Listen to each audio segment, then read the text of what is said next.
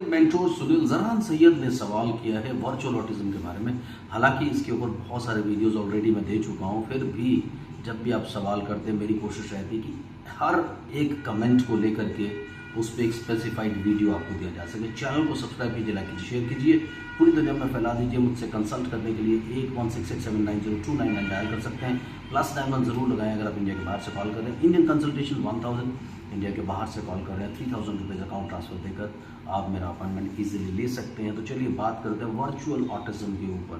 देखिए, मैंने अपने पुराने कई सारे वीडियोस में कई बार कहा है कि मैं वर्चुअल ऑटिज्म की फिलॉसफी को नहीं मानता।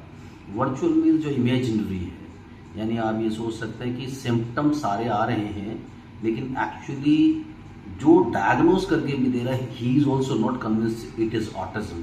तो एक वर्ड वो लगाते हैं आगे वर्चुअल ऑटिज्म, और वो फिलॉसफी एटलीस्ट मैं नहीं मानता हूँ। एंड मोर ओवर, आपने 2 साल के बच्चे के बारे में पूछा है।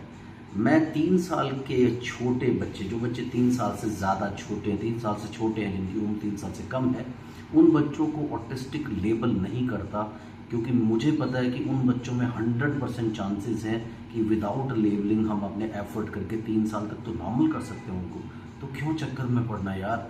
इसलिए वर्चुअल ऑटिज्म के बारे में ज़्यादा मत सोचिए। सिम्टम्स आ जाते हैं, और वर्चुअल ऑटिज्म यूजुअली जो स्क्रीन इंड्यूस्ड ऑटिज्म्स होते हैं उनको लेबल किया जाता है, लेकिन उसमें मैं एक टर्म यूज़ करता हूँ, that is temporary shift of attention. यानी कुछ अटेंशन शिफ्ट हो गया है, क्योंकि बच्चे का जो एक कॉन्शियस, सबकॉन्शियस और अनकॉन्शियस ब्रेन में ट्रांजिशन है। बस ऑटिज्म का यही खेल है, इसे आप आराम से समझ लीजिए, और इस खेल से ही सारी की सारी चीज़ें आपको क्लियर हो जाएंगी।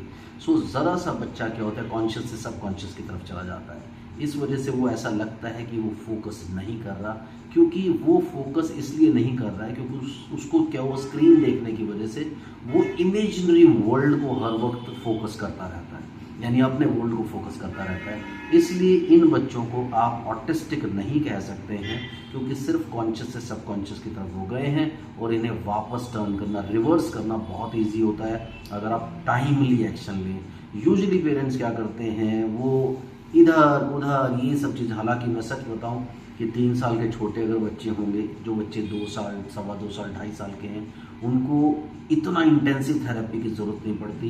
आप सिर्फ पेरेंट्स गाइडेंस प्लान ले लीजिए, उसके हिसाब से घर पर एफर्ट कीजिए, एंड आई अश्योर यू कि 3 साल के पहले तो आप अपने बच्चे को इस डिसऑर्डर से बाहर भी निकाल लेंगे। तो फिर क्यों सोचना यार वर्चुअल ऑटिज्म के बारे में, और ऑटिज्म वर्ड ही क्यों यूज़ करना, क्योंकि ये वर्ड इतना ज़्यादा आप लोगों को डिप्रेशन में डाल देता है, जिसकी वजह से आप बहुत ज़्यादा परेशान हो जाते हैं। इसलिए छोड़ दीजिए यार, virtual autism is nothing and you should move ahead. आप आगे अपना काम करना शुरू करें, बच्चे के साथ इन्वॉल्व हों, आप गाइडेंस प्लान्स को लेकर के आगे बढ़ें। अपने आप से कुछ चीज़ें ट्राई मत करें, क्योंकि आपको पता ही नहीं किस डायरेक्शन में जाना है।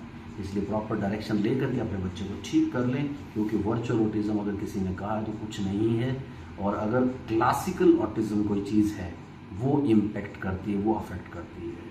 सो ऐसे ही कमेंट करते रहिए, ज़्यादा कमेंट ज़्यादा वीडियोस। ये फिलॉसफी इस चैनल की। Thank you very much.